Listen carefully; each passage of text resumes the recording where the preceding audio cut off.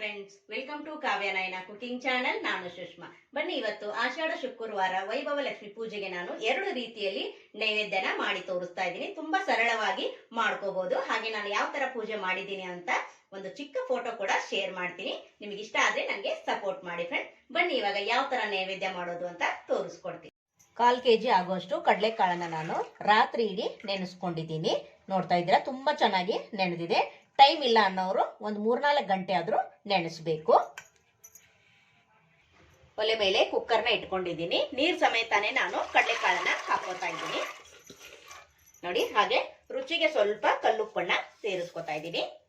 ಹಾಗೆ ಇಲ್ಲಿ ಕುಕ್ಕರ್ ಮುಚ್ಚಿ 3 ವಿಸಿಲು ಕೂಗಿಸ್ಕೊಂಡು ಬರ್ತೀನಿ. ಒಲೆ ಮೇಲೆ ಒಂದು ಪಾತ್ರೆನ ಇಟ್ಕೊಂಡಿದ್ದೀನಿ. ಒಂದು 4 ಟೇಬಲ್ ಸ್ಪೂನ್ ಅಷ್ಟು ಎಣ್ಣೆನ ಹಾಕೊಳ್ಳೋಣ. ಎಣ್ಣೆ ಚೆನ್ನಾಗಿ ಬಿಸಿಯಾಗಿದೆ. ಸಾಸಿವೆನ ಸೇರಿಸ್ಕೊಳ್ಳೋಣ. ಸ್ವಲ್ಪ ಕರಿಬೇವು ಕೂಡ ಸೇರಿಸ್ಕೊಳ್ಳೋಣ. ಹಾಗೆ ಹಸಿ ಮೆಣಸಿನಕಾಯಿ 1-2, ಒಣ ಮೆಣಸಿನಕಾಯಿ 1-4 ತಗೊಂಡಿದ್ದೀನಿ. ಈಗ ಚೆನ್ನಾಗಿ ಫ್ರೈ ಮಾಡ್ಕೊಳ್ಳೋಣ.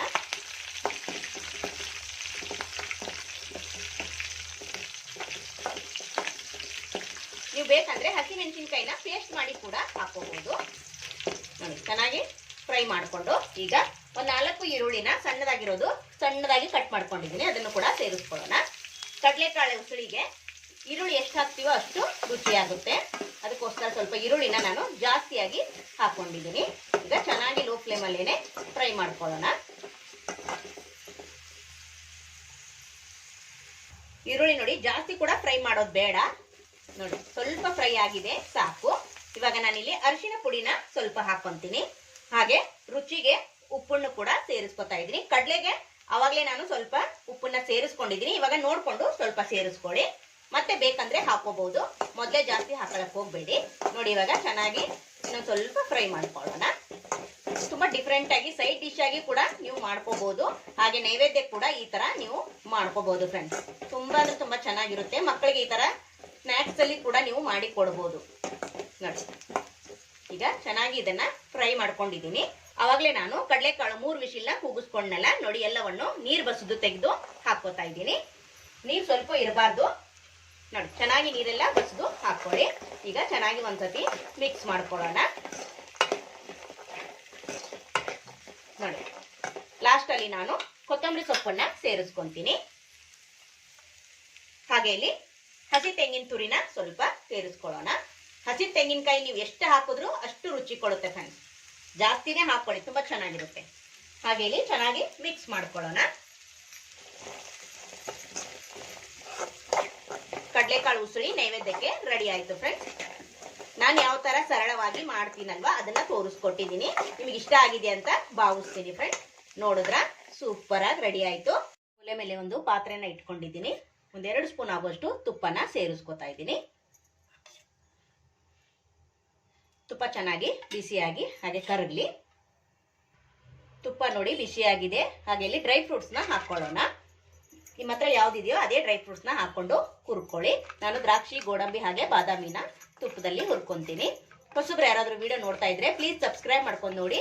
ವಿಡಿಯೋನ ಎಲ್ಲೂ ಕೂಡ ಸ್ಕಿಪ್ ಮಾಡಬೇಡಿ. ಪೂರ್ತಿಯಾಗಿ ವಿಡಿಯೋ ನೋಡಿ ಸಪೋರ್ಟ್ ಮಾಡಿ. ನಮ್ಮ ವಿಡಿಯೋಗಳು ನಿಮ್ಗೆ ಏನಾದರೂ ಯೂಸ್ಫುಲ್ ಆದ್ರೆ ನಿಮ್ಮ ಫ್ಯಾಮಿಲಿ ಫ್ರೆಂಡ್ಸ್ಗೆಲ್ಲ ಶೇರ್ ಮಾಡಿ. ಆದಷ್ಟು ನಾನು ಸಿಂಪಲ್ ಆಗಿ ರೆಸಿಪೀಸ್ನ ತೋರಿಸ್ಕೊಡ್ತಾ ಇರ್ತೀನಿ. ನೋಡಿ, ಇವಾಗ ದ್ರಾಕ್ಷಿ ಉಬ್ಬಿ ಬರಬೇಕು. ಅಲ್ಲಿವರೆಗೂ ನಾವು ಈ ತರನೇ ತುಪ್ಪದಲ್ಲಿ ಫ್ರೈ ಮಾಡ್ಕೊಳ್ಳೋಣ.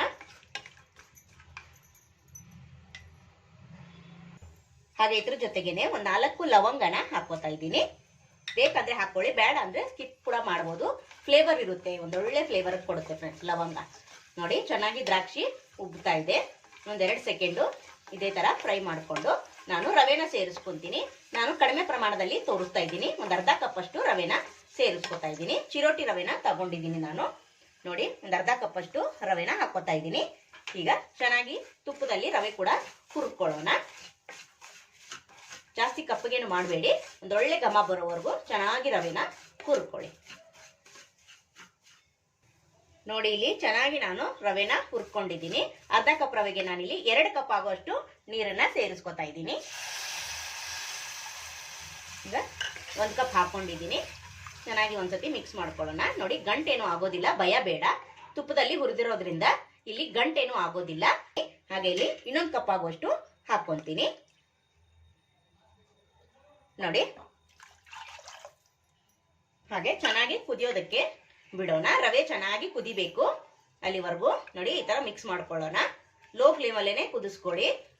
ನೋಡಿ ರವೆ ಚೆನ್ನಾಗಿ ಕುದ್ದು ಗಟ್ಟಿಯಾಗಿದೆ, ನೋಡ್ತಾ ಇದ್ದೀರಾ.